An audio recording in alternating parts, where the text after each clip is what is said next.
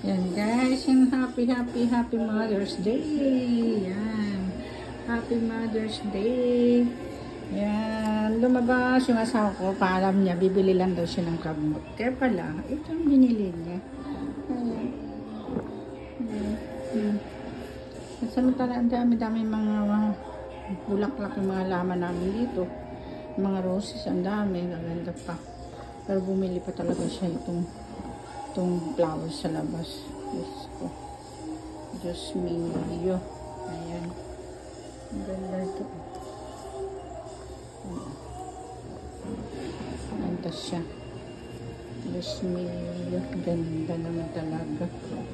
Ayan, diba? Ganda. Ay, super ganda. Pabigay, maganda talaga. Pag binigay, lalo na pag galing sa asawa. Super ganda. Very talaga. Beautiful. Ganda ng pagkano. Magandang pagka-pink. Ito, ganda-gandahan ako. Naku-curious ako ng ganda. Tama. Ayan.